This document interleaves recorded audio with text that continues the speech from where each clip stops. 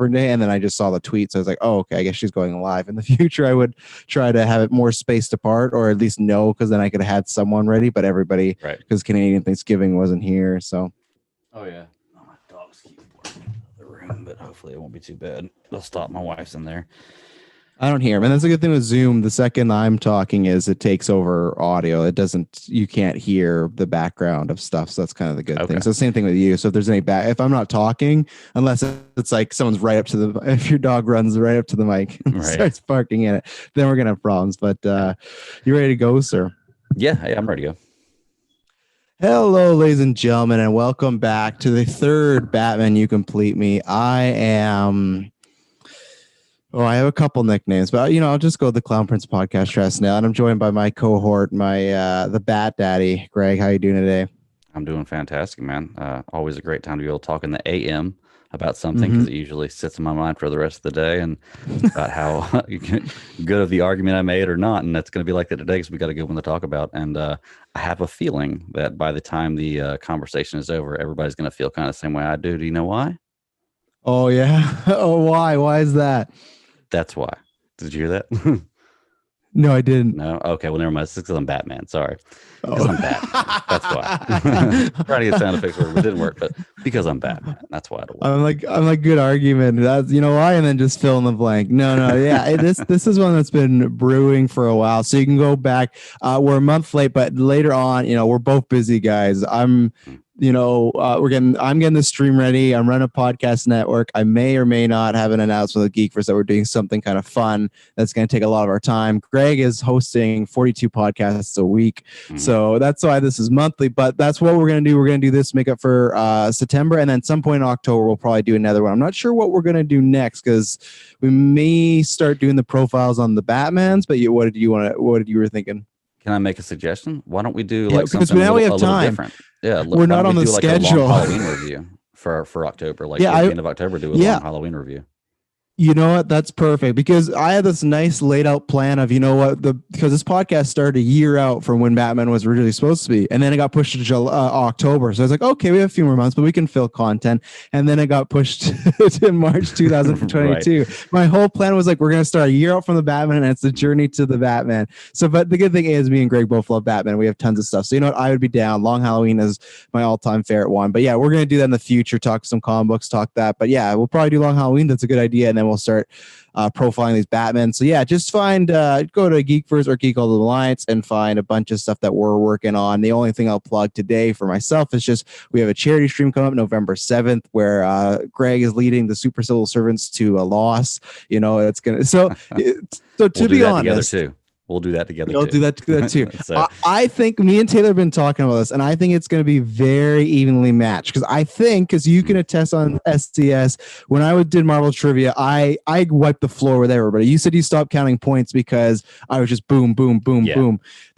So that, I think Marvel, I think we got a good shot there. You guys got the clear advantage in DC. We know we're super behind in that one. And later on this week, it's either already announced or it's going to be announced this week who the hosts are. And we have 3 different hosts from different podcasts. So there's no bias. There's nobody, from SES hosting or me host. So we won't know the questions at all. We'll have no idea. It's going to be 20 questions for each: Marvel, Star Wars, and DC. And then, so I think it's honestly going to come down to Star Wars. I think that is going to be the tiebreaker between, and because I think Taylor and Kate, we have we got Taylor, who's like all Turner, but then Katie and Nathan know a lot. I feel like that's right. Yeah, but I feel like the rest of us are all somewhere in the middle. So I think it's going to come down to the you and Travis, the me and Kirkland. I know my Star Wars. I definitely don't know it as well as those 3 over there. So it's just that question of, and we're still working on the format. I think it's going to be a Family Feud type format where it's one from each group going. So it's not just like, if it's Star Wars, one person would just answer for everybody. It's gonna be like, no, as a whole group, how do they know? So it's like you could win it or lose it for somebody. So it's gonna be exciting. I think it's gonna be. I'm hoping it's gonna be close. But either way, it's gonna be just a fun time for raising money for kids. So yeah, I'm super excited for it, man. It almost makes me want to study, but I don't know what to study. Study one of these 3 major franchises: Star Wars, DC, or Marvel. It'll take you forever. So yeah, the only thing is it's just going to be the live action films. That's the only way I did that, because I just thought between comic books, TV shows, and animated things, if we go that route, we went mainstream because at least kind of everyone has a shot at it. You know, like I know that narrows it down tremendously though. Just live action films. Okay. Yeah, but there's still a lot, and because it's not just MCU, it's just Marvel, and there's like what. Like if they start, I hope the host of the DC one's not watching this, but if they start asking questions from those OG Superman movies, I've seen them, but I'm really rusty on them. I'm the same way. Yep. I'm gonna freeze up, but so check that out. Now we're gonna go to something that this has been maybe almost what started this podcast, is your and I's differences on this opinion. So you can go back. We talked about Pattinson. We talked about just our love Batman, but this is getting into a big nitty gritty. Even though before we start, cheap plug, check out DC Alliance. You guys just put out a really good episode.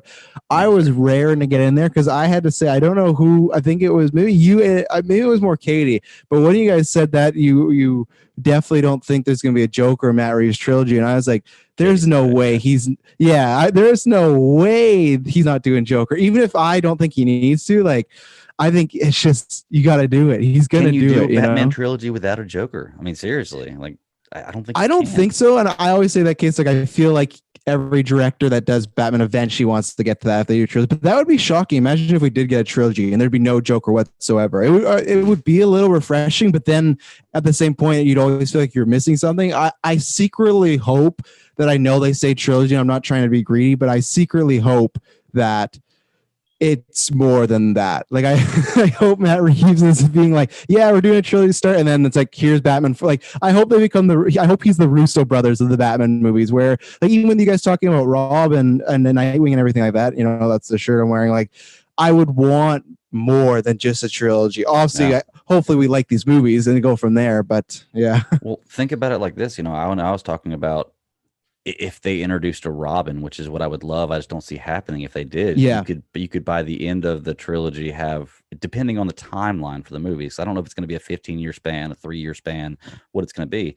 Depending on the timeline of the movies, you could have a Robin into a Nightwing movie and then continue a Batman story, because he'd still be somewhat young then if Pattinson wanted to continue the story, and still have Nightwing. You could do crossover movies or cameos from other characters into the movies. It'd be really fun, and you could build a whole Bat family franchise of movies, because we've seen a Joker in every iteration of Batman, like if you consider like the first 4 and then the Nolan trilogy, and then I guess we haven't seen it in Snyder's version, but we've never seen he's still Joker in all 3. Right? Like, yeah, like it's still in the continuity that is that's Ben Affleck's Joker, right? Like, we haven't seen, well, even though like we didn't see it on screen, but technically in Suicide Squad, see them interact like a minor, right? Again, even though I didn't love Leto's Joker, I still wish we had a scene, because I always love the dynamic of a Batman and a Joker, and I wish we got to see some scene of those together. And I think even Ayer said that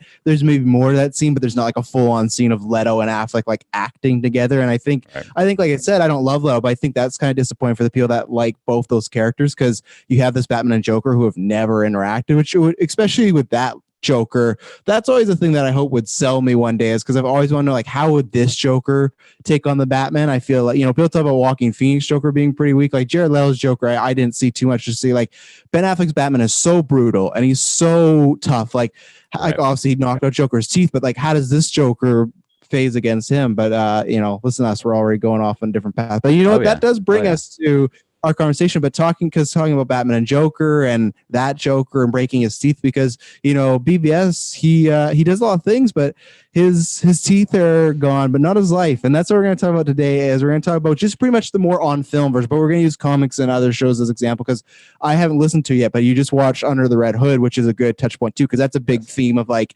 the kill. So I was like, when you guys were doing that, like, I'm glad he's watching this one, because I feel like as the animated stuff, that probably tackles it the most. You'll definitely get it in the animated series when you guys do it, but that one is like, it's a big fine line. So I'll let you have the opening statements. If we haven't said, this is the Batman killing debate. I'm not going to say should Batman kill, because Greg always says, oh, that's unfair, I don't like the way that sounds. Just the Batman killing debate. That's what it is. I'm going to let Greg have the opening statements, and we're going to have a much more civil debate than some other debates out there, All right. Well, thank you very much, sir. And it is great to be able to open this up here. And you're absolutely right. That's the biggest thing I want to stress is it's not should Batman kill, because honestly, the answer anytime you ask about should kill, no, nobody should kill. Period. Point blank. Like you should always try Yes. to strive for nobody to kill. But in this situation, it's a little different, and it's a very convoluted argument because there's so much that goes into it. There's so many factors that go into it, and for me, it's not necessarily the issue of Batman should or shouldn't he kill. It's the way viewers portray this type of thing, meaning how they can look at one character or one iteration because they like the way this one was portrayed. And it's okay if he does that and we'll look past this, and not in another sense, in all aspects of it, in the comics, in the movies, everything. And it happens all the time. It's like, well, I like the way this Batman was portrayed. I'll just say Bale's out there now because I'm going to use some examples of that. I like the way Bale's Batman was portrayed. So I'm not going to say anything about any of the deaths that he had or any of the killing he did in his movies. But I don't like Zack Snyder and I don't like Ben Affleck. So as soon as he kills one person, I'm bringing it up, and it's crazy. And that's the way a lot of people are. And I just want to, I wanted to play a background movie here of the Supercut is what it's called. It's like a 6-minute clip just of all the deaths from Batman before Zack Snyder. Okay, I was good. Do you have the Zack Snyder video as well too there? Because they made a Zack Snyder one. Because and see, that's the thing is I'm not denying that there were deaths in the Zack Snyder. That's my thing is I'll admit to that, and I'm okay with that because we'll get into it later in the conversation. There are certain situations that are slightly different, but just in my opening statements, I just want to point out that I don't like the way this character is loved and hated for certain things based on what people feel about the way the portrayal of the character is. So like it's like being truthful to a politician. No matter what they say or do, I'm going to believe it because that's the way I was raised and that's the way it's going to be. And some people are like that with their Batman. There's nothing wrong with liking that Batman, but be realistic about what's going on. And two, I don't like, let's see, I wrote it down right here. I don't like the fact that Batman is compared in this notion where nobody else is. And there are other characters who have way higher moral compasses and moral standards that do this kind of stuff that nobody says anything about. And if you look at the original way Batman was supposed to be portrayed, and there's a reason why he was changed that we'll go over, he probably was supposed to be more like Punisher, to be truly honest with you. Like that's the way the character was written out to be, originally made to be. So we'll talk about that, but that's kind of my opening statement right there. There's a lot to unpack with this. So what do you think, man?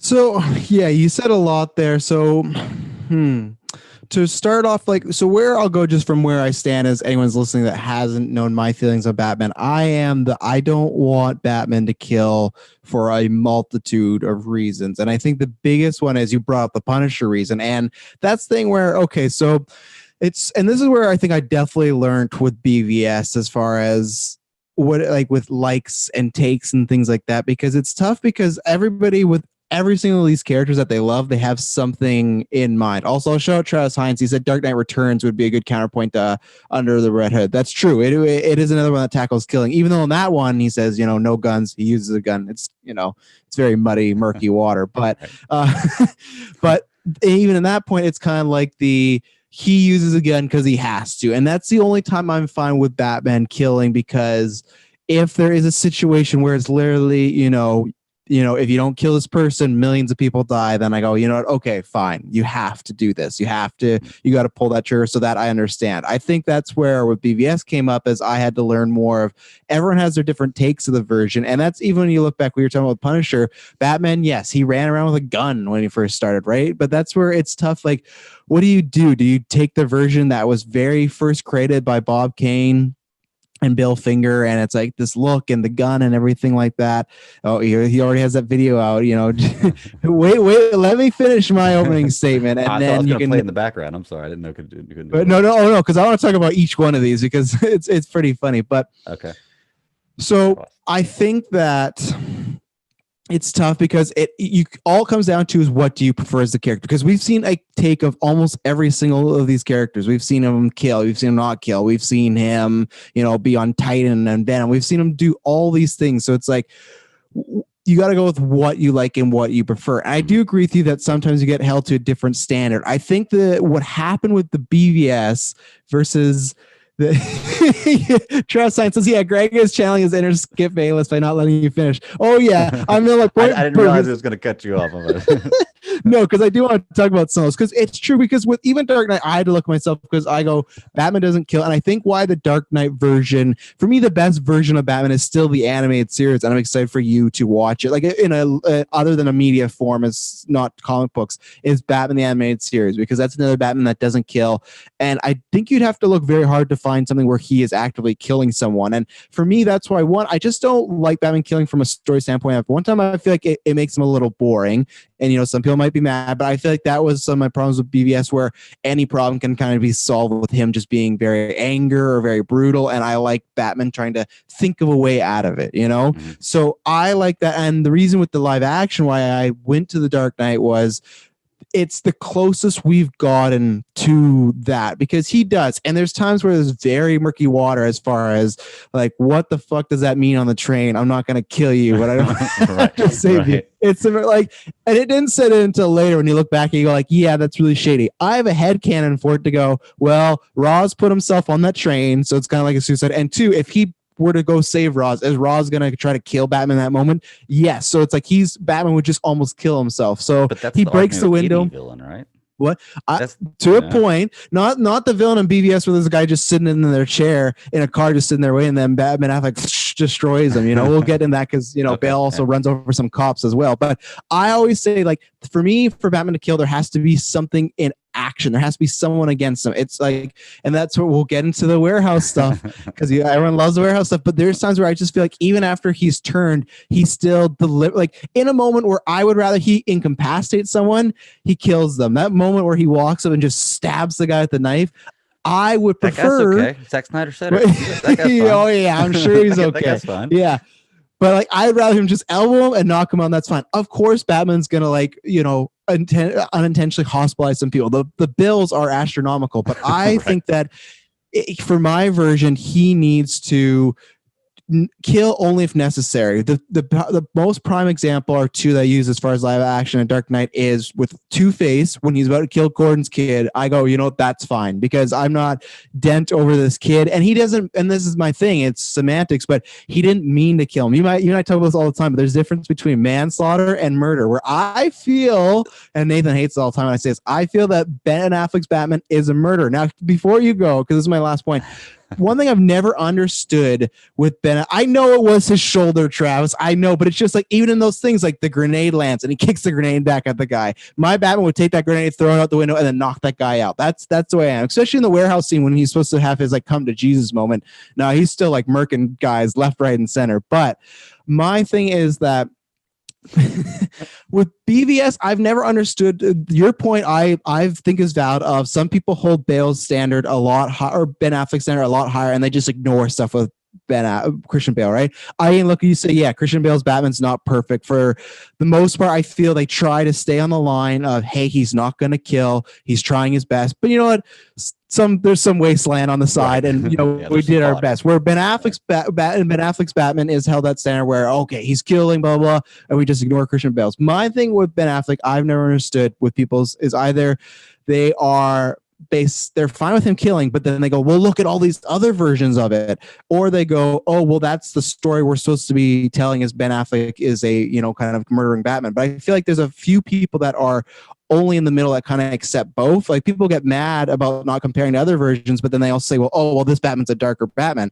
Then you shouldn't be mad that people are talking about this Batman killing, because this Batman's supposed to be darker. He's supposed to be in a bad place. So I don't understand why people get so upset when they go, well, all these other Batman killed. It's like, but you shouldn't even still be upset, because the point of this is this Batman's supposed to be more angry. He's supposed to be more killing. And I think from my final points, I just don't, for me in BVS, it's never, I wish there was more, whether it was a solo film, whether it even was, you saw him Under the Red Hood, even if we had a flashback of him being more of that Batman we know and love. Because all we know is like, we meet him as in this terrible place, and all we hear is like two lines with Alfred being like, well, yeah, you used to be like a really good guy, but now things have gone really bad. But we never get to see that. We never get to see that point where things turned around for him. So you can respond, but then I know you have some clips. So, well, no, in response to that, yeah, you raised a lot of good points, and I think that the Snyder version of Batman, or the Batfleck version of Batman, suffers from a number of different things. One, lack of people being able to have that story.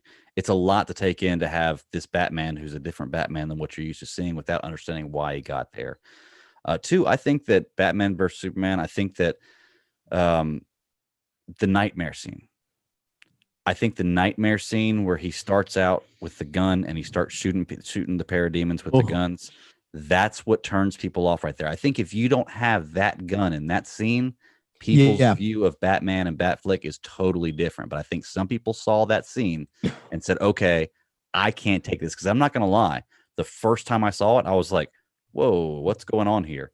I had to take myself out of it and realize he's in a post-apocalyptic world that's being taken over by aliens. So the rules might change just a little bit. Not to mention his parademons, which if you're going to get mad about him killing parademons, go back and watch Avengers with Chitauri and talk to me then. Well, okay. See, and that's where it's different. Two things. One, you have a third man on your roof because Hines, like, he didn't kick the grenade at someone. Okay, so this is, if I'm wrong, you can have the point, but I swear the guy takes the grenade, he unpings it, and he disables him with something like that. And then doesn't he kick someone into the grenade? So it's like, I agree with you. That guy that pulled a grenade, he fucked himself.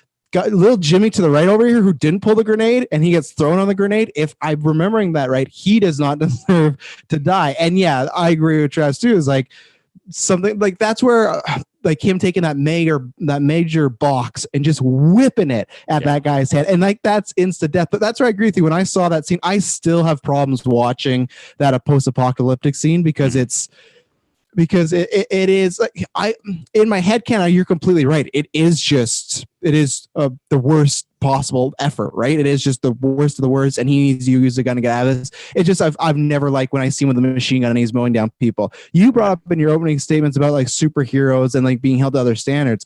I just think the no killing rule, to me, I only associate that with a few people. I associate that with Batman, I associate that with Spider-Man, and some runs of Daredevil, especially more recently. He's kind of taken that more on. Not recently, like this past few years, like the past few decades, like it's been more stern of like, hey, I'm not going to kill. So that's why I feel like when Captain America throws a guy through like the fan propellers on a jet, he's in war and he's never said, I'm not going to kill anybody. Tony Stark, who they've never really questioned because like he was just a philanthropist and now he is just killing people. Like it is really fucked up. Like he went from mass murder to like billionaire in a few, but at the end of the day, it's all bad people, right? But that's why for me, those characters, I never go, oh, I agree with you, parademons, because that's such a gray area too of like, that'd be a whole debate of its own. If someone is like even more so than me, like Batman can't kill anything, like does that mean everything? Like I guess that means aliens, but for me, I kind of go like, yeah, they're alien, and they're like mindless aliens too, the parademons, right? It's not like they're like living a lot. Like, do they go home and they have like these little parademon children and families? I don't know. I feel like they're just like doing bad things for apocalypse. So that's why with those characters, I feel like Batman has a specific killing role, and it's also for the mainstream. The Dark Knight came out, and there's people that watch these films maybe twice in their life, a few times. They're not like us that have watched these films over, so all they know is, hey, Batman didn't kill those Nolan trilogies, and that's all they have. They didn't even go back to what they're not watching the YouTube videos we're about to watch, right? They're just like, oh, Batman didn't kill. So when you go from this whole, especially the Dark Knight, that whole push and pull, the Joker saying, I'm gonna make you kill, I'm gonna make you break your rule, blah blah blah, and then you go to BVS where he's just going for it. I think the mainstream, that's why some people, it was such a hard turn, and that's why, like, I don't know, would you have felt that it would have been accepted better if we got a film before that you see the death of the Robin, you see, because I know Superman is supposed to be the like one of the switches to why he's doing things this way. I don't really buy it. I've never understood that. But do you think it would have been more accepted if you saw him, even like a couple of flashbacks, him start in this, you know, a more, I'm not going to say heroic because he's saving people, but a more, you know, toned down manner. And then he's turned the corner and now he's going bad. And obviously we're going to see with Justice League that it's supposed to be the kind of getting back to that, you know, the getting back to the more, I don't know, I don't want to use the word sane Batman, but a bit more light on violence, I would think. And Snyder said that before too. So yeah, I do think that it would have benefited to have a background story. Honestly, with that, to get him to that point, I think you probably need at least 2 movies, and they have to span over quite a period of time, because the way they try to portray it is that this is what's been happening for the last 20 years. And for 20 years, you know, it's still the same thing. They haven't changed anything is what he feels like. And to be able to get him to that point, you've got to start him out as a hopeful character, bring him down, and then have this be the point where he starts to be raised back up. And that's what they're doing. but they don't explain it to characters. And me, myself, I understand that and I can get that because I've read a lot of different Batman stories and I've seen a lot of different arcs for that character. So I can buy into that and I love the idea of it. I still would have loved to have had more movies before that or figure out something before that. But if they would have come out and said, hey, we're starting the DC franchise again and we're going to do a Batman trilogy to start it out, what would people have said? Like right after the Nolan trilogy, it still would have sold because it's Batman. It still would have been great, but it's automatically, they were trying to do something different, bringing Superman in. And I like the idea they had with that being, because that's not the reason he's at the point he is. That's the last straw. Like, that's it. He sees that he's been doing this for 20 years with people on Earth and he can't do anything. Now he sees a threat to even these people he's been trying to stop, everybody in the world. If there's even a 1% chance, he says it. So I love that writing. I love that storytelling and I love that idea, but I understand why general audiences or people who aren't as into the comics or the storylines as I am could be confused about it or not like it. So I do think that, yes, with general audiences, it would have been better to have a little more backstory with Batman. Even if you did one movie that covered X amount of years and had 3 timepieces in it, it would have been a better understanding for the general audience. Because like you said, you're right. The last version of Batman you saw was him not well, I guess not like the last version, because the Joker wasn't the last version. Whenever he was trying to make him break his rule, because he does kill Bane and he does kill Talia al Ghul, and so he does. He kills Talia al Ghul. So yeah, but I mean, but then and that's the thing where it just still was that the even Dark Knight Rises was technically made more money. Dark Knight is the one that everyone talks about, right? And goes to, and I know some theaters in this pandemic are playing the whole trilogy, but if they're not, they're usually just playing The Dark Knight, and that's the one that everyone is kind of like the classic. So I feel like has in their mind. So that's where I am as far as the killing, as far as it, and it's tough because. And I'm gonna shout him out because he gave this bone to you a little bit, but when you guys were talking DC fandom, that's where another, just from when I say it makes Batman boring, as story standpoint, as far as when you have characters like the Joker. Brent from Fans Without Borders brought this up to you, how does he not kill the Joker? And that's where I am in the BVS world, where okay, if he's in this, like you said, he's down and out, he's at a place where, and this is where we don't know exactly, and maybe Hines will know, and also Jay is in the chat. He's saying, I understood why he used guns in post-apocalyptic scene. Batarangs would have been like throwing body pins at them. Oh, I 100% agree. I'm with Greg where I that's why I don't hold that scene. When we saw it out of context in trailers, I was livid leading up to that movie, and we just see him I was like, are you kidding me? And then someone's like, it might be a dream. I was like, okay, it better, because, and even then, if it was not a dream, post-apocalyptic, I get it, but we didn't have the setup, so all it looked like was Batman in a field shooting dudes, and I was like, okay, we're really going hard with that. And then at the end of the day, there is that, people can like that, and that's why I get that. It's just like, for me, that version doesn't appeal to me. But so a Suicide Squad, we don't know when this happens, but there's that scene with the purple Lamborghini, and there's a song about it. And oh boy, but Joker and Harley, they're having a great night out, and Batman disrupts it. Great scene. I love everything about it, actually. I remember laughing so hard in the theaters in a good way when they go in the water and Harley's in the water and she takes a knife and takes a swipe at Batman, and he just don't, and he just knocks her on that one hit. It's just like the sound effect is so good. And Batman, anytime Batman is using a breathalyzer, great gadget. So my thing is, we don't know when that has happened. So maybe that was back in the day when he's a bit more, I'm not going to, yeah, I'm not going to take you out, because we see that with Deadshot too, right? That he obviously it's because the daughter's there, but he doesn't just break his bones. He stands there and waits for the cop. So if that's in the past, fine. But that's where I wish we didn't know timeline, because I feel like if Joker's out at any point past this, I've had enough, or I've done this with Gotham and it's not working, Joker's club is the first stop of the night to go in there and, you know what, I'm going to destroy this guy. Because it's not even the case of every other criminal, you could be like, well, I'm going to wait till they do something bad. The Joker is a character that is doing bad things daily.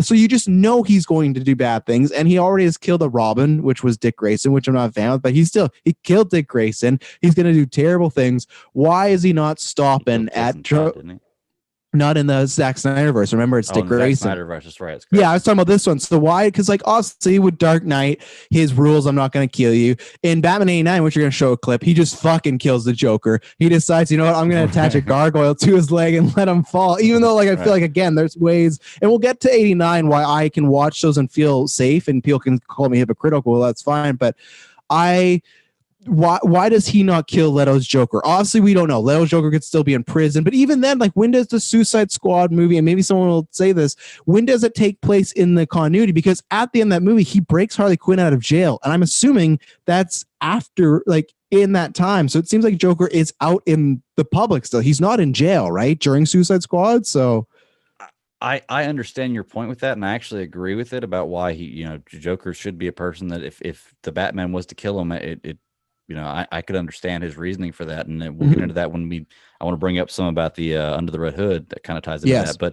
But you've also got to assume you're assuming that Batman could just go out, catch Joker immediately, and it be done with. And that's the other thing is you got to remember Joker's kind of his counterpart. It's the opposite of him. It's not going to be as easy to go catch Joker and kill him as you would think. I mean, it is the Batman. I get that, and I feel like he could do it, but he's not just like I'm going to go pick up Falcone. Like, it's not like that simple, That's true. So you're saying in your head canon that maybe he did try to go and kill, like, he could have had a chance to, but he just has never had that chance to get his hands on him. Maybe, yeah. That's a good way to explain it. Or maybe whenever he's at this point where you see him in Batman vs Superman, where he's at that level where he's willing to just kill, he hasn't interacted with Joker since then, or been able to catch him at that since he's made that decision, I guess you would say. And I think that's why for me, and like that's why I love that dynamic of Joker Batman, especially I do like the dynamic of Batman creating Joker, and that's another reason in my head canon why he doesn't kill him, because Batman has the kill rule, but the reason I always have is why Batman doesn't kill him is because Batman created this issue. It was his fault, and like even if a guy got scared, knocked him in, either way, in my head canon that I like the version of somehow he knocked him in a vat of chemicals accidentally, carelessly, and because of one mistake, one bad day, it created the Joker. And that's why he won't kill him, because it's like, well, I created this thing, so I can't just kill it. I got to try and find a way. Because there's so many times where, you can call Bruce Wayne an idiot, but there's so many times, like, it's been decades of him, like, killing people, and he's just like, we can find a way to get you help, Joker. Right. It's just like, dude, the Joker's not cool. Like, he's not getting help, which obviously there is one where you and I both love this arc in White Knight. They kind of played with the idea of, like, what happens if, Joker did get some help. But in most media, Joker is so far gone, but Batman's like, well, if we lock him up, and maybe he, like, even in Killing Joke, he's like, after all this time, like, you could still come back from this. And it's like, man, he just paralyzed Barbara Gordon. He just tortured Jim Gordon. You're like, we could find a way. It's like, there's no way, man. Like, that's why it is like, is it that trying to nurse someone back to, nurse an animal back to health, or is it putting the dog down? And that's where it is that thing of, like, when you talk about Red Hood, there's that great scene of him talking about, like, I'm not talking about Two-Face, I'm not talking about Penguin, like, just this one. But that's the point that Batman makes, like, if it's just this one, it might be another one. Like, if I do this, it might be, okay, well, I did that. Well, maybe I'll do that for Penguin, and maybe I'll do that for Two-Face. And he worries that he couldn't control himself, that if he does it once, it's almost like an addict, right? And you don't know. He'd like to hope he could come back from it, because Jason Todd's a bad example, because Jason Todd, he loses his mind after Lazarus Pit, but it's not like he just came back to kill the Joker. He's just cutting off random goons' heads, right? So he's almost that example that, well, you killed one guy and now you're just on a complete spree. So that's where it was. So obviously I haven't listened to it, but you enjoyed that movie, I'm guessing, because it's a great movie. Oh, it is a fantastic movie, and Jason Todd argues a lot of my points in this one. Even whenever he's talking to Batman and they're kind of having a fight, and he tells him, he's like, "I'm doing what you wouldn't do." He's like, "You've been fighting crime in Gotham for X amount of years, and it's still going on." He's like, "Instead of fighting the crime or trying to stop the crime, which will never happen, I'm going to control it," which is actually, I mean, maybe being that's Frank Castle. Yeah, but I mean, it's very smart, and the scene you were just talking about at the very end, which was spoilers for Killing Joke, if you haven't seen it yet, or not Killing Joke, Under the Red Hood, if you haven't seen it yet, is that he's got a gun to Joker's head, and he tosses a gun to Bruce, and he's telling him, it's not the matter of you let me die, it's the fact this guy's still alive. This guy, and Travis, you and I are fathers of two beautiful daughters, and separately, of course. But you and I are fathers of beautiful daughters. The way I said no, that, big announcement. Big announcement. This big announcement. We've been fooling the whole time. Me and Greg have been in a 5-year relationship. We've adopted all our kids. We don't live together for some reason. He's in America. He's in Canada. That's the cover up. Is living, across the world. So. That was good. But if somebody does something like that to my daughters, somebody murders my daughters, yeah, there's nothing that's going to stop me. And Well, maybe that's maybe that's the difference between me and Batman. But you got to feel that way. I feel like Jason Todd was kind of Bruce Wayne's son at this point. You know, like you looked at him as a son, they looked at him as family. There are certain times where I feel like killing the character, killing the villain is the best thing to do. And it's not like we haven't seen him do it with other major characters for lesser reasons, is my thing.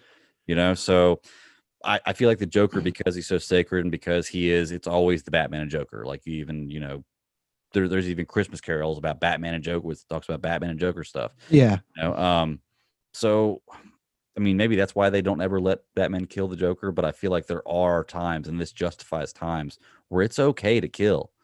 Well, they felt it a little differently back in the early 40s, and we'll talk about that too. But yeah, I mean, that for me was a reason showing it's okay to kill sometimes. Like you said, there's the saving the millions. How many people is he going to save by killing Joker?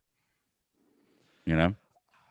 You never know. It depends what Joker we're dealing with, right? Because it's just like then you might get the personal one, but then if you got that Joker who's like giving laughing gas to the whole city, that is a lot of people. You know, that's a lot of people. So this might surprise people because I'm on this side argument. Like Greg brought the you know, the example with dollars and whatnot. I am in real life, I'm in favor of the death penalty. Like people might think like because I'm arguing this side that I wouldn't be. I am. It's something that I still think should be instituted everywhere, and I think a lot worse sometimes. So for me, I guess that's where I'm thinking about from a story standpoint, because what does that say about the Batman that doesn't kill? What does that say about him? And I guess that's the reason why I like that, because I personally don't agree with it, but I guess I kind of go, well, he's supposed to be the best of us, so that's why he won't do it. He's going to try, right. Even in this terrible moment where he essentially loses a child, he's going to show that he will stand up. And look at the worst circumstances when he tells everyone else, don't kill, don't kill, don't kill. When he loses a child and he doesn't kill, that's him leading by example, showing that, hey, I can't do this and I won't do this and you shouldn't either. And it's something that happened to me, like I said, leading by example. But then I think you bring up a good point of like that conversation with Red Hood. What does that mean about him? Because yeah, he did take a child from him, and I guess that's why I don't like it, because I think it creates Bruce Wayne and Batman being a bit more interesting when you look into psyche, being like, okay, so why didn't he do this? He had every reason to, as far as he lost Sean. Also, it's Joker, who's worst of worst. Why didn't he do this? But there's some moral compass, some moral dilemma himself that he can't bring himself to do it. He's worried he would keep doing, and that's where I think, from a story standpoint, is if he just kills Joker, then it's over. That's where it's just like it would just be end of that story. And that to me is the little less interesting route of, I'm really mad he did this. Okay, I killed Joker, and that's it. Nothing else with Joker. There's nothing like even Red Hood, when Joker is constantly like rubbing his face in the fact that he killed Jason Todd, and he just has to bite his tongue and just try to be Batman, try and be best for the city. And that's why maybe I feel like if he starts killing, he knows he won't be best for the city. He'll be no better than the people in Gotham, because he wants Gotham eventually to get better. That's why I know some people do not like The Dark Knight Rises, the ending, as far as, oh, why Batman wouldn't quit. That's where I'm different, as far as being a different take, where I like that, okay, this is a version of Batman where he got to the point where crime was almost nil until Bane shows up, and then after that I would hope that it goes back. So my version, I like that being a different take of, okay, this is a Batman that, you know, I completed my goal, I actually fix the city, I guess I should retire. And I guess I sometimes just like, because Batman never gets a happy ending. Like, you could probably count on your finger, one hand, how many times he got a happy ending. So for that trilogy, I thought, you know what, this is right. But most of the time I like Batman, like, where he's stuck doing his own thing. Even like, it's a funny example, but Lego Batman, when all the criminals are like locked up, he's still just bored. He's like on the streets looking for crime, and he almost wants people. And that's where some people argue too, why he doesn't kill people, because he's just messed up and he just wants to do this like revolving door situation, which could be another thing too, where because he is a super psychological damaged guy. But you can have some more points. If not, I'm ready to watch these videos if you want to bring them up. I just want to bring up a couple points made in the chat room. Jay talks about Suicide Squad, and its timing is actually, the squad itself took place after BVS, because it was the result of Superman dying, which makes sense. But I'm more or less talking about I think we were talking about the flashbacks in that, where you see the flashbacks, because that's when he had before. But even in that situation, right? Like, and I guess I'm arguing against myself here, which, you know, you should do in a debate. It shouldn't just be like, hey, I'm completely right. He doesn't get a hold of Joker, right? Joker disappears. Again, showing Joker a piece of shit. He was going to and that's why. So one thing, again, people might be surprised by this. One thing that a lot of things with the Ayer cut. Why? Because this is why I posed. Check out our Geek Ultimate Alliance Patreon. I posed this question to you guys, and you guys had a good conversation about like why the Ayer cut isn't gaining the momentum of the Snyder cut, or maybe will eventually, but like the differences of that move and everything. And one thing though that surprised, even though I think like Chris said, and I think he's right on this, that most people that don't like Jared Leto's performance, I don't think it's going to change no matter how much more footage we get. I just don't like the acting style he chose. But one thing that honestly could really improve that movie for me, there's many things, but like the one thing that really could is we know for a fact, they've filmed scenes of Joker being more abusive to Harley. There's literally a scene where he hits her, but they cut out. I don't have something to see like, oh, I want to see a woman get hit. It's the fact that I had a good conversation about this with Lisa from I Love That Movie on Twitter, as far as Joker right now has this new girlfriend named Punchline, and the difference is that she's like a dominant person, and Joker is kind of like getting off on that. And I'm in the camp that I don't really like it either, because I never feel like Joker and Harley Quinn have a relationship. It's an ownership. Joker owns Harley Quinn, you know, and that's where one thing with that Ayer cut, with even that little scene of Joker leaving her in the water, completely shows their dynamic of, oh yeah, he's palling around, he loves her, but if it's him or her, oh, he's done. You know, he's out of there. And there's even still rumors of like that when he gets her in the helicopter, that he pushes her out of the helicopter, not because of like out of love, like I'm done with, like she says something and he's like, I'm done with you. So I hope we do see some of that in the Ayer cut, but traveling back to where my point was, in that scene, he actually never physically interacts with Joker too. So he could even been that more disturbed, violent Batman, but Joker left. He got out of there. Joker's very lanky guy. So you imagine he's pretty fast, you know, that's why I've always told myself when Batman can't get him, like especially along Halloween, he looks like he's not Scarecrow, but he looks like a scarecrow. But yeah, go ahead. Oh, and then the other thing I love that the truth in the chat said, Bruce Wayne is not a good man. That makes him interesting. And that's very, it is tough because he does say, and I agree with this, right? An argument can be made that Batman is complicit to murder by letting Joker live. And 100%, my whole thing of, well, he's letting Joker live because it's his mistake, but wouldn't it be better to put that mistake down because you made the mistake? Because your mistake is going on generations of killing people. And that's where it is like, that's where, you know, I agree that in a real world, I am completely on the camp. If there's a Batman, I'm saying, yeah, you should kill the Joker. Like I am in that camp. Like I only pitch this as far as like for like a story and make it interesting. But in real world, if there's a Joker, no, we're killing that guy. We're not keeping him alive. Like if he escaped, I'm down to try once. You put him in asylum once, but the second he escapes, it's okay. That was his second chance. That's right. Yeah. Well, and you know, I always try to compare it to people. I tell people, I'm like, look, asking Batman not to kill is not realistic. Like I get trying not to kill, and there's a difference between going out and killing somebody in cold blood, just murdering somebody you don't need to. But asking Batman not to kill is like asking a soldier not to kill. Like, if you imagine if we went to war and we asked every soldier, okay, don't kill anybody. Don't kill guys. Don't kill anybody. Capture everyone. Like, it'd be bad results. So. Oh yeah, 100%. Yeah, but that's where I guess in this fictional comic book world, that's where I always love Batman not killing, because it's like he was so good he didn't need to kill. Obviously, we can't do that because you're not a billionaire with tech going around, right? But that's why I would love, like, there's a way of like he could have killed these guys, but he, like, the perfect thing I love in BVS, there's one scene where he has that device that like takes out all those guys' ammo, stuff like that, where it's like, this is Batman. That's what I love, is like he has a maneuver or a gadget where it's like, okay, in real life I would just have to walk up and shoot this guy because I have no other option, but as Batman, billionaire Bruce Wayne, I have this thing that could take this guy out but not have to kill him, you know. And that's where one thing it's not making a whole thing, but that's where another thing with BVS why I don't love that version of Batman, because I agree with you and Hines about his fighting and everything like that. One thing I don't like about him is I feel like he's not the smartest, because you'll see the animated series and Justice League, I hate in the final battle with Doomsday, there's so many shots of him just literally standing around doing nothing while Superman and Wonder Woman are kicking ass, and like he does this cool shot where he uses the bat claw and the lightning goes off like Dark Knight Returns, but he's literally just like, what do I do? And my Batman is always like, yeah, there's an alien, but like, okay, I'm gonna do this, this, and this, and this, and like, even like I have other. This is a conversation for another day, and we'll get to this. But like, I hate the Eisenberg, like, you let your family die. I just feel like my Batman would know, like, oh, this guy's clearly fucking setting this up. Like, this doesn't make any sense. Like, why is this guy sending letters? Like, Superman clearly, he clearly didn't bomb this.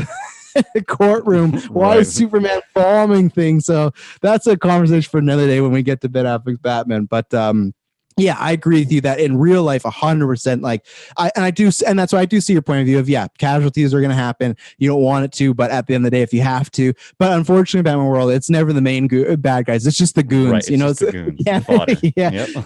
The people that can really do damage. No, they're alive. But Joe number 2, oh no, he's paralyzed. He can never walk again. He's in prison.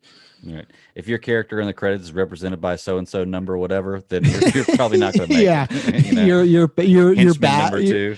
Yeah. Your bat tire garbage. Like that Batmobile is going to take you. Like when you see that call sheet, you're like, oh, I'm the dude in the car who just gets flipped over 10 times, right? But hey, I would do that if anyone said, hey, you want to play a goon in a Batman movie? Oh, for sure. Bring it on. Yeah. Kill me immediately. I'll be the first one dead. I don't care as long as I get a save. Yeah. So, all right, you want to watch this clip real quick? Yeah. Let's do it. And then because you got a BVS one too. So I'll ask you to pause at any point because it's funny in all this, which we're going to get to right now. We have not talked about Burton and Keaton's universe yet, which we're about to. So people just totally overlook that in the conversation. It's always the most recent with Bale and Batfleck. It always is. So this is why. So I'll say this one last thing before you play this is the reason I think it gets unjust or why it doesn't get judged, and even by myself. So this is why you can call me a hypocrite. But the reason why I don't think it gets judged is because it's same thing as like the X-Men leather suits. That was at a time where they didn't give a shit about like comic book accuracy. They did to a point, but that's where for me why I can still watch those films and I don't go, oh, like this hurts me is the BVS is made in a post like we're adapting comic books, and I think they were adapting some things from comic books. I just wanted a bit more of like some reasoning, some maybe like I've said flashback stuff like that.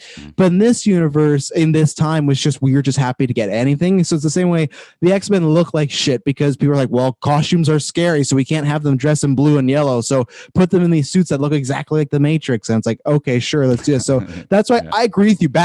Keaton's Batman just kills completely, and it's going to be very interesting when we get to Flashpoint because is he still going to just be killing dudes? Because this he did, but yeah, go ahead because you can play it now because I'll ask you to pause if anything comes up, but there's no argument for a couple of these too. Like there's some really bad ones. Oh yeah, definitely. Hang on, let me hit this here. Share this one.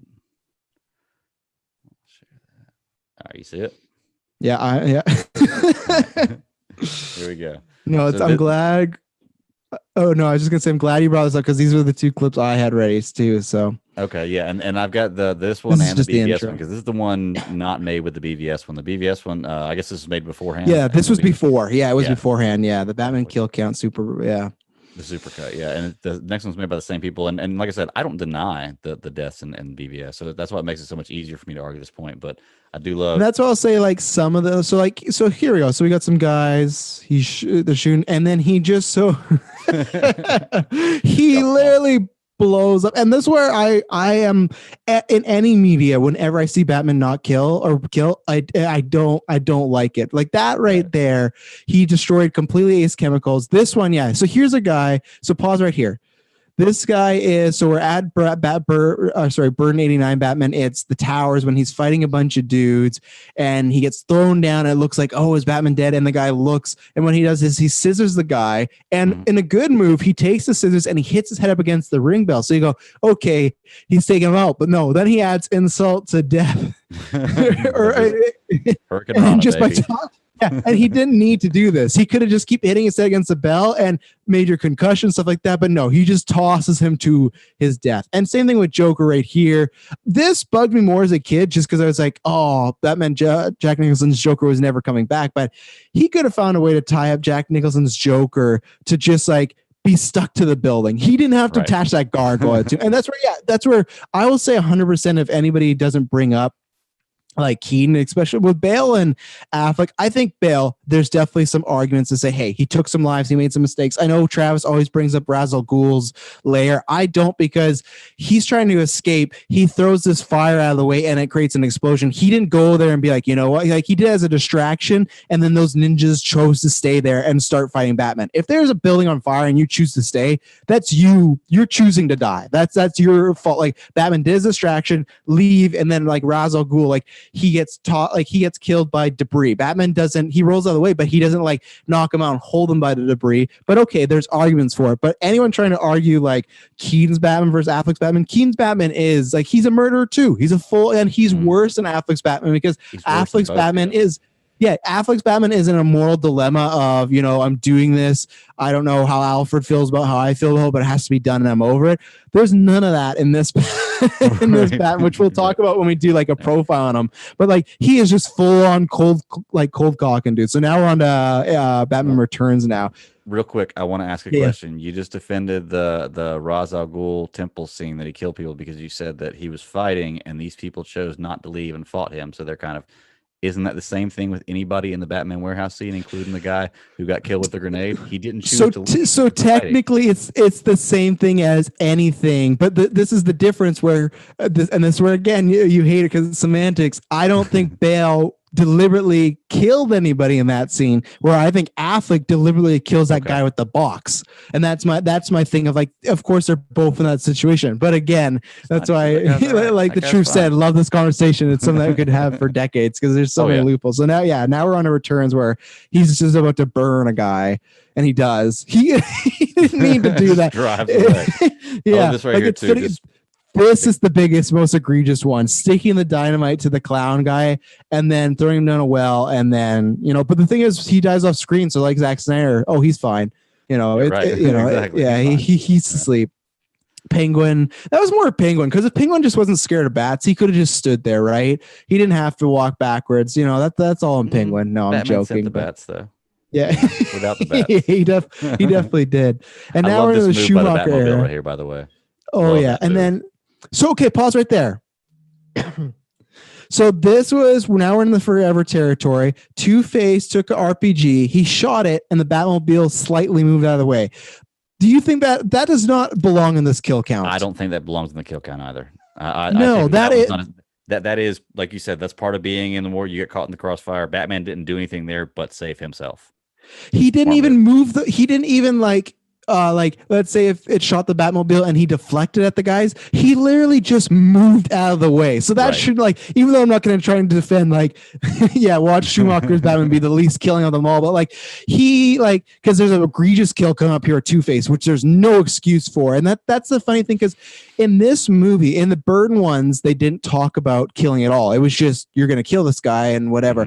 In Forever, which you can check out, Slice of Film, Katie and Nady, that's their ship name, Katie and Nady. Katie and Nathan just talked about this a few weeks ago. And the funny thing is, and that was the first time in live action where it was brought up and maybe a few times in 66, but in the movies of, the whole point is, Robin, don't kill Two-Face, because if you do that, it's like what we talked about. If you do, you'll go do another and do another. And I'm excited one day for us to actually talk about the Forever Batman, because you talk about someone that's psychologically damaged. This guy's having visions throughout the whole movie. He is fucked up. He's gone. He's so messed up. But that's why I love my Batman. And the thing is, he is, and then he just beds her, so this is the thing where he's so talking about Robin, don't do this, and then when we get to the end of the film, which is going to come up in a kill count, he literally just kills Harvey Dent. He kills him so it's almost like, I'm going to do it for you because I've already killed. So it's I guess that's fine, but it's a weird logic. But this kill in particular,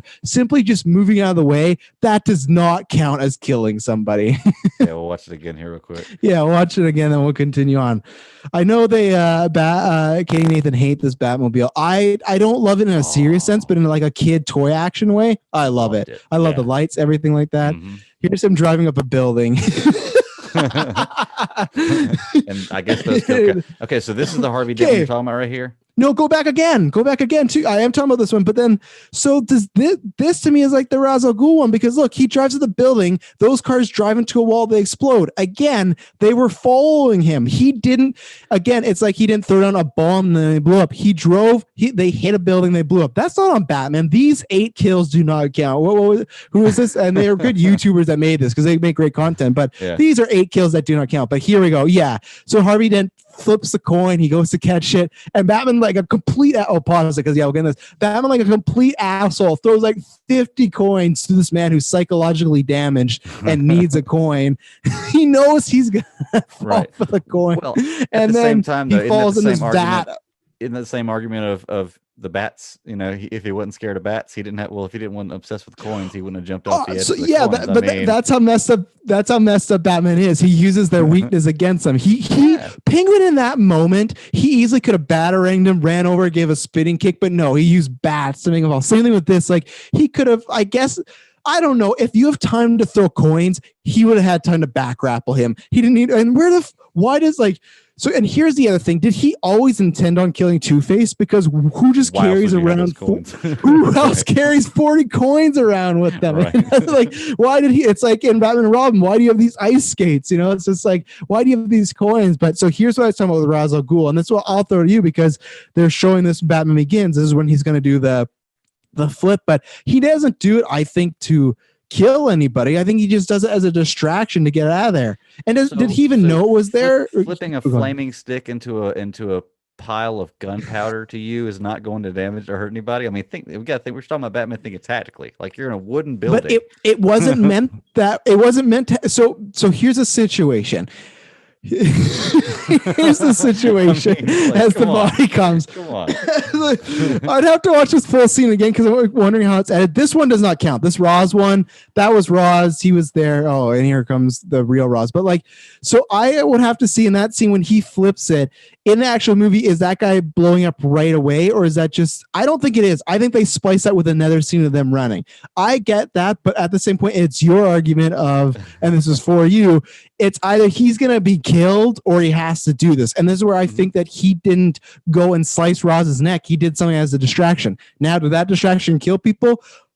Potentially, very potentially. They're fine. Yeah, they're fine. But they're so that one dude we saw go away from the explosion, sure. But like with Ra's when he was underneath the debris, no, Ra's did this whole thing where he's like, "No, stay, I'll fight," and it's like Batman just wanted to leave. He literally said like, "Hey, I'm not into this cult stuff. I want to get out of here." And they're like, "No, you got to kill this guy." He's like, "I don't want to do this." So I understand. And Ra's like, Ra's is a maniac. Just stay there and fight him while the whole building's on fire. So I put that on him because even then later on, Batman saves the real Ra's al Ghul in that scene. He didn't have to, right? So in that moment, they're showing him safe feel, which this is what I'll throw to you because this is not a Superman podcast. How do you feel in BVS when that whole scene of, when the next time the bat signal comes on, turn off, ignore it, I'll end you, do you bleed?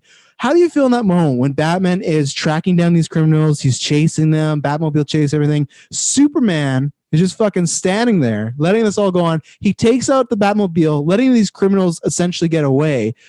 I do not understand, nor do I like that, because I feel that the easy rewrite is just have Superman take out those criminals and then go to Batman. Why does Superman let those criminals get away? I think it was an intimidation thing. I think Superman, who is no, seriously, I think Superman, who in this version is not as skilled or intimidating apparently to Batman at all, because Batman's not scared of him. He's trying to intimidate Batman. Think about it. If you're standing there and you run into this guy and he turns your car around, the guy doesn't move. Plus he also has the understanding, and at this point, or he has the mindset at this point that he's assuming Batman's going to catch these guys and torture them or do something bad to them. So, and that's why he's chasing him, because he doesn't believe in that. But you don't think it's more intimidating? Like, sure, you can stand there, but what's more intimidating than you go and like fly, take all those vehicles right in front of them, then take out the Batmobile and just like, look what I just did in seconds. I just still Clark Kent is letting these criminals get away. He doesn't, we don't know if he doesn't track them down later because Lex gets the kryptonite. So it's like, and funny enough, if he would have just acted like a good superhero and stopped them, kryptonite wouldn't have even been in play. He would have found this, what's this green rock? And this is my weakness. Right. I just don't like how he literally he just lets these guys go so he can just dick measure with Batman to be like, well, I'm bigger than you, but that's a side point. Yeah. I mean, I get that. And there's things like that about every kind of, superhero movie. You can look at it like, well, why the hell didn't they do this instead of doing this? Yeah. And I get that. But yeah, I mean, I could see that working too, where Superman would have stopped the vehicles and then stopped. So Fanboy Clay says he's Superman sees Batman as a bigger threat. He does, but let's be honest, in that scene, he demobilized Batman in seconds. And in this moment, I love Batman, but Batman always needs preparation, right? So in this moment, if Superman decided, hey, I'm just going to kill him, he literally just could have gave him an uppercut and it's over for Batman. So I feel like Superman could easily take all those guys and just come back. He already knows he's Bruce Wayne at this point too, so he's pretty easy to find. Like this of this being this bigger threat. Like even then, he could have just like had a sit down with Bruce and be like, "Hey, I know you're the." Even then, he could. You know what he could have done? I don't know, this is a weird trick. He could have just said, "Hey, I'm going to reveal your identity to everybody. I work at I work at the Planet. I'm just going to write an article and let everyone know you're Batman because I know it's you. So just chill out, dude. Stop killing people. You know, like." Yeah. That would have been, like you said, in the real world, more logical response for him to do. Yeah. But I think, honestly, the point of that scene, like the point of that scene was for the movie, was to show Batman and Superman standing up next to each other face to face. Of course. The first time you see it. Trailer image too. They had to do it in that because I think Ben Affleck's a little shorter than Cavill, and I think he had to be standing in the Batmobile to be the same height. Yeah, that's true. I think that was what I think that was one point they made was like they had to make it so that way whenever they were standing next to each other for the first time, they were the same height. And I think that honestly was probably a big deciding factor in how that scene went down, or at least how they ended up at that point, you know, where he's in the Batmobile, it's disabled, and he stands up. So yeah, maybe a little bit magic. Yeah, because now I already gave my kind of headcanon on this with Roz and the train of like, I feel that same thing. Roz put himself there, and if Batman were to try to save Roz here, I think Roz is just going to try to kill him. And this is funny editing by them, so, like because they're saying does it count? Like, so where do you fall on this one with the whole I'm not going to kill you, but I don't have to save you? Where do you fall on this? I feel like it's still, you know, if you did it in the court of law, I feel like it would still be pause this maybe. I mean, it may not necessarily be murder, but I don't think if you're fighting somebody for your life, anything is considered murder. I feel like if you're fighting for your life, you're fighting for your life. But I do think it would be considered manslaughter, which technically is still murder. I mean, it's still letting him die. It's still. I mean, once again, I don't disagree with it. That's the exact same position I would have left him in too. Yeah. But if you're gonna make the argument that's not killing, it technically is, and you know, I mean, it's not I think the same thing, but I think out of all the Bale moments, because there's like the Roz thing at the past stuff, I think that is the most egregious. Of the other ones, I can full on go and argue and say this is my headcanon, because even here we're getting in this vehicle manslaughter thing, right? These are all, hey, I'm trying to get Dent, I'm trying to save Dent. These just casualties, right? Like casualties in war. That's where, because anytime the Batmobile's introduced in any movie, there's so many people just getting run over and hit and everything like that. But in this one, I go same thing. Like, okay, he's not meaning to take out, like, kill these people. He's just trying to take out these vehicles. But with Roz, it is like, yeah, it's hard for me to defend that one. This one, I'm completely fine with, this Harvey Dent one, because it's, like I said, I don't think his motivation. This is not to kill Harvey Dent. It's just to save the boy, and Harvey dies and breaks his neck accidentally. It does count as a kill. And here's the Talia al Ghul one too. This one again, he does kill her, but this is where it comes down to your Batman thing of, like, I guess in my headcanon, you could have done, he takes out, honestly, and there is a way, he could have taken out the vehicle, and this is how a better writer could do it. You take out the vehicle and she dies another way. And you know what, if you're trying to stick to that rule, you could. I had Ken it's Dark Knight Rises is literally a war movie. He has to take her out or this whole city is going to blow up. But I understand it being killed, and sometimes even then I don't like it, because you could have found a way to just take her out. But of course it's the end of the trilogy and they're not just going to put Talia al Ghul in prison and stuff like that. But even then, it's that one's a kill. What do you think about this one? Now we're on the 66. See, these don't count as kills to me, because they were sprayed with some toxin that makes it like when you punch them, they disappear. Batman didn't know that. And that's why there's this great thing around being like, oh, you mean they're gone? Like, he didn't know they were going to die. He just punched them and they disappeared. That's not on him. If you think you're just going to punch dude. Yeah. How do you defend that one in court? Like, we were in a fight, but when I punched them, they went away. So you can find the other, because they have the BVS one. So we'll talk about the BVS one, and then let me get that one. We'll bring this thing to a close. But and that's where the truth brought up. It's an interesting conversation that's going to come with every Batman thing. What have we talked about already with Passons? We're like, well, is he going to kill this one? Blah blah blah. What do you think? And it's like, we don't know. And that's why one day when you talk about Long Halloween, the other one we're going to do is Batman Ego, because that's another one has to do with like Batman being at his M's wits, and it's him not killing, though. He has that rule, and Matt Reeves cited that as well. He's not going to do this. And it would be very impressive if he did a film where there's no argument, like there's no scene whatsoever you could show that, oh, Pattinson's Batman killed somebody, because then he would become the gold standard. He'd be like, well, he didn't do any of this. But who knows? Like I said, we get one Batmobile scene, and that could be all of it, Yeah. All right, here we go. We'll do this one now. So yeah, we're moving on to the BVS ones. So yeah, we watched the one that was pre BVS, and now I guess this one was the post BVS one. Maybe so just as a joke, the runtime for the entire Batman film's kill count was 3 minutes. This is 2 minutes 14. So that shows what a monster Ben Affleck's Batman was. He is over half of just the whole Batman franchise. Yeah. Oh, yeah. Just having some fun now. And that's a lie, because some of these clips are like from other movies. Like they're starting off with The Dark Knight. So I'm just poking fun, trying to get some people riled up, you know. Well, it was creative the way they did this, where now the Joker's making him watch the Batman kill count. Yeah. Like, so this one, so here there's a vehicle pulled up and he just rams him. And he rams them on the spot where clear, like Snyder says, oh, those guys are fine, but like he doesn't tail spin them, he doesn't hit the front, he rams them right where the driver is. And I don't like this one. But again, like you said, this is the way BVS is supposed to be. But I did not like the pulling of that vehicle. Because that to me feels like, you know, you're killing these people. These people are dead in this vehicle. There's no, you're carrying dead people dying into dead bodies. But again, this is just like, oh man, he's just taking it out. We're at 13 here. But Batmobile. Look, they're fine. Those people are fine. That's the moment. Yeah, I don't mind the Batmobile though. I like it, but it's still the bird one for me. Where I just love so this one, obviously they're gonna do a joke. I love this clip here. They have like, so we're on the apocalyptic scene, and they're gonna show like Christian Bale and Alfred from Dark Knight watching it on their TV, and they're just like in distraught.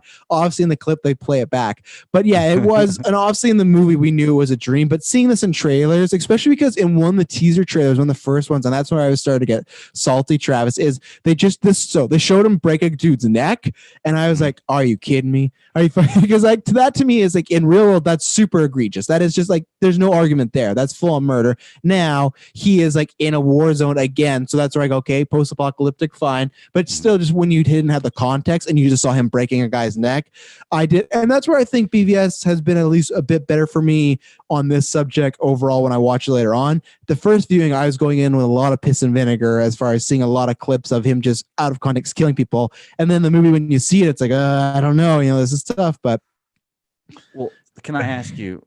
Yeah, you know, in the last one especially with the Dark Knight, we were trying to kind of discount some of them and say, okay, we don't necessarily consider this murder. Do we consider this dream sequence murder?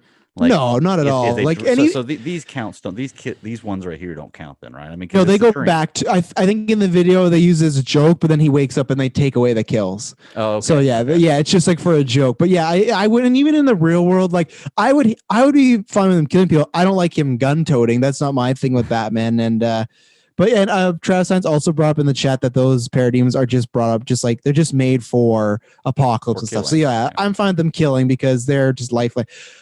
Guns right there. Okay, here's the. Oh, look. There's my moment.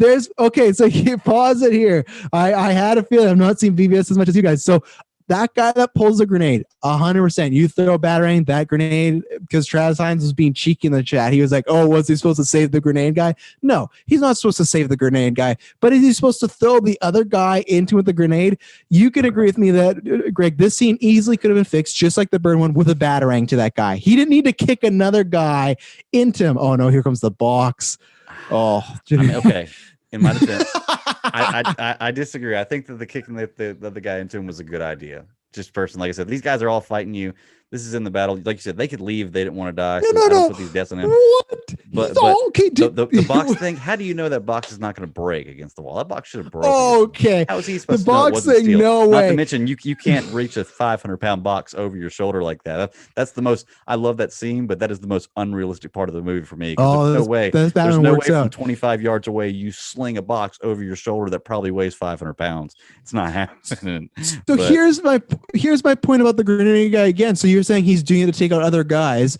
That guy that he kicks in the grenade is not a regular guy. It's a guy that's already back grappled to the roof. He is ready for the cops to be taken away, arrested. He's indisposed. Is he already go back? I swear, I could be wrong, but because it's so quick motion, the scene is great. Look, he's strung up. He's strung up. Okay, point in your favor there. He's like, right. I'm gonna spend some years in prison. This sucks, and then.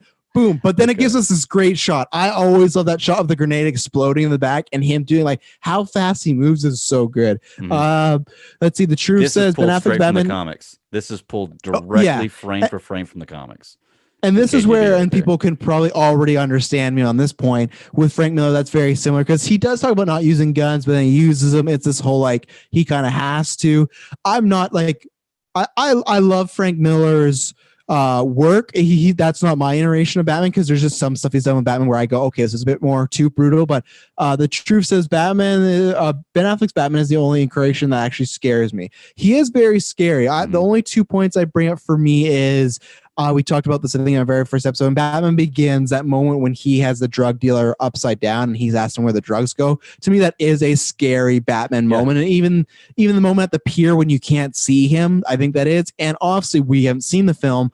I don't know if it's going to be as scary as Affleck's, but that scene in that trailer where he beats down that guy in Pattinson's Batman, he looks like he's going to be pretty scary. Like even like it's been a meme now, but like because he's like emo Batman, but it looks like he's going to be in a dark place. So I think there's a chance that his Batman could scare you, but he is, as far as being scarical from a physical force. Oh yeah, Ben Affleck, the way he moves, his look, everything like that. The voice I like enough. I don't love the electronic voice, but I understand because people don't love the Bale voice. So like the best thing and that's why I'm interested to hear more of Pattinson's. I like the Keaton route for the majority of like just make it a bit deeper. That's probably the best for everybody, right? You know, right. It's like okay, Not you meet in the middle, just, but yeah.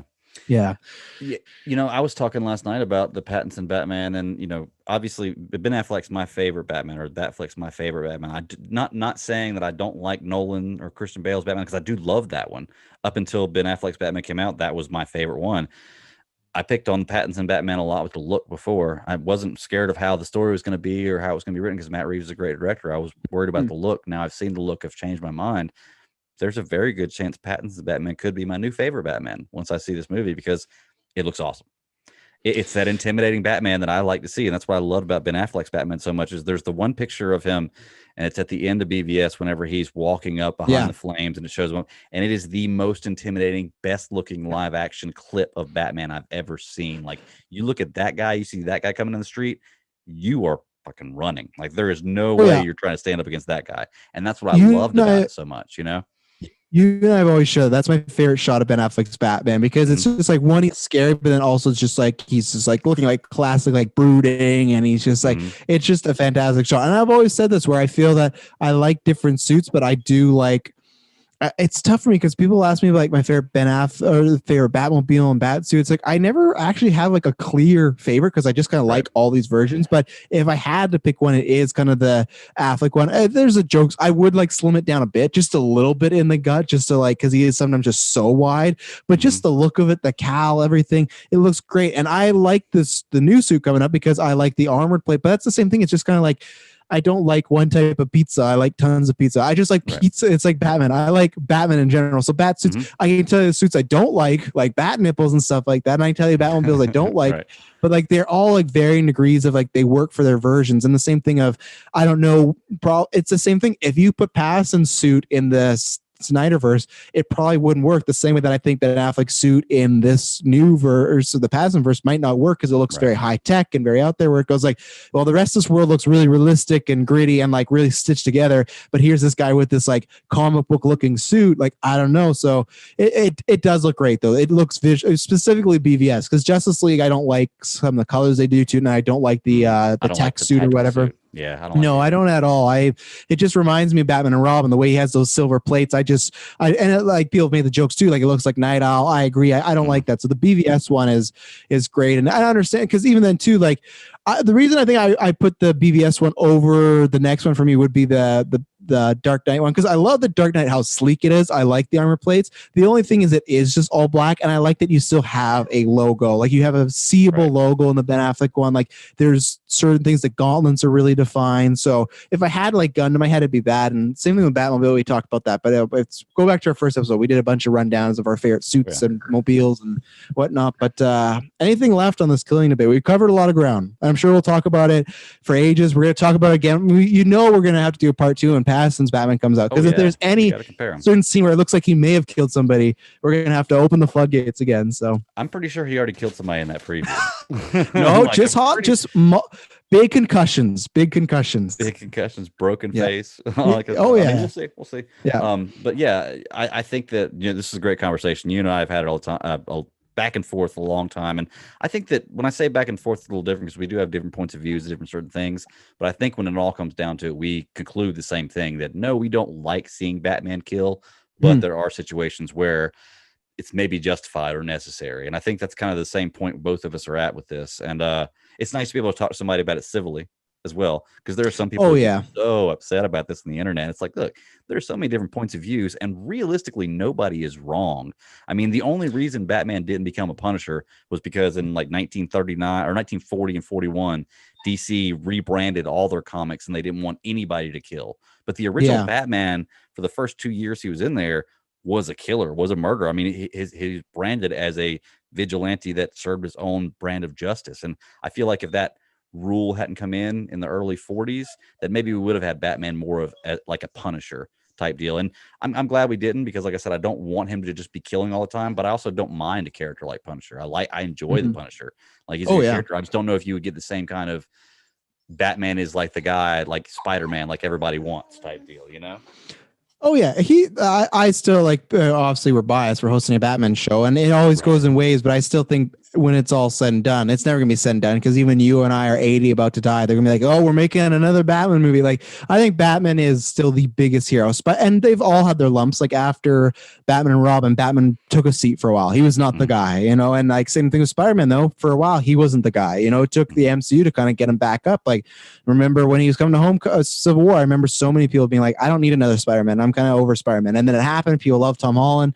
So I think with Batman, I still think he is the biggest hero, because people that, you know, maybe don't like Batman always go, "Oh, it's special," but it sounds easy, but it is just like it's a relatable character, and he's human, you know, and that's where it comes down to. There's so many great characters, but it's just like, that's why people gleam on him so much, because he has no powers. And obviously we're not billionaires that are going to go train with ninjas and stuff, but it's just that easy of like, what would I do in this exact situation? And go, well, I hope I try to be like him. But you're right? As far as, especially Twitter, this debate comes up all the time, whether there's like a comic book panel, and none of them are right, other than you just got to go with what you like. Because if you go with, well, what is right? Well, then Greg's right. Technically, the 1940s Batman, that is the true Batman, with those ears, with that costume, with that gun. Everything is just adaptation. So it's just like, he should just, okay, that's the full adaptation. There should be no argument. But there's been so many, and that's where it's interesting when a corporation owns something, right? Because it's not like these guys own Batman and they go, well, it's my, you know, we joke about this, but look at even Alan Moore, you know, like technically he doesn't own any of these characters, and there's some bad things that happen to him. He's a little bitter and whatnot. But that's the thing where it's like, there's just I talk about this MCU. It's a restaurant, and lots of chefs have cooked at the Batman restaurant, and that's where it just kind of comes down to what meal do you like? Because do you say, hey, this is the only version of this food I like, when two other chefs are making the exact same dish but a little different? It's kind of tough. And it's not like DC's ever gone out and be like, we don't agree Batman should kill, because there's been things last decade where he kills. Same thing of like him breaking some dude's spine and leaving him in the snow to freeze. Oh yeah, he didn't kill him, but it's like, well, yeah, that's death. Or think about, he left KGBs. He locked him into a sewer and left him there to starve to death. Well, exactly, you know? Right. So it's like, I didn't kill, and that's the death man to space with no oxygen and leaves him there to suffocate to death. I mean, Batman's done some things, some pretty brutal things, and that's exactly the I'm not going to kill you, but I don't have to save you. That's that argument. Right. Like, yeah, you're in a sense, you're still killing him, you know, and that's where it comes down to.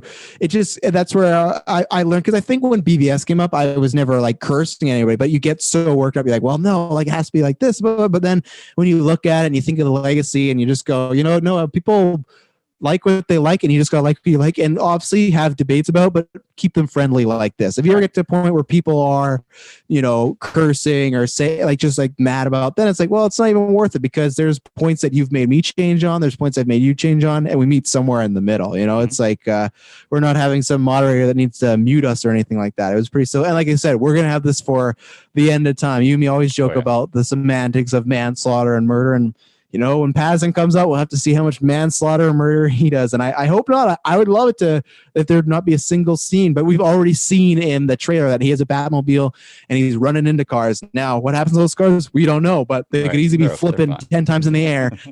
and then that guy is dead or not dead. Who knows? So he took some, I mean, that's some pretty squishy sounding sounds after like the second or third punch, like broken rain. You're hearing the rain. You're hearing the rain. That's why. So anything else to add before we close this out? No, man, I'm good.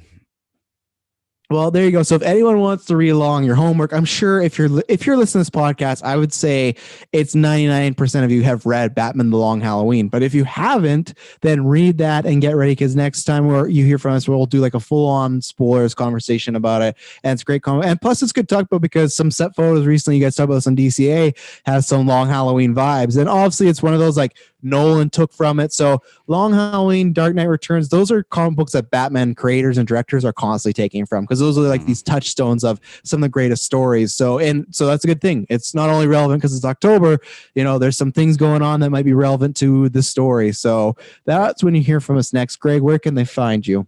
Oh man, you can find me at the BatDaddy52 on Twitter, is my personal handle, and then I do a lot of stuff on the Geek Ultimate Alliance Network. DC Alliance podcast, usually live on Monday nights. We had some trouble last night running the live feed, but we still drop the audio on Tuesdays.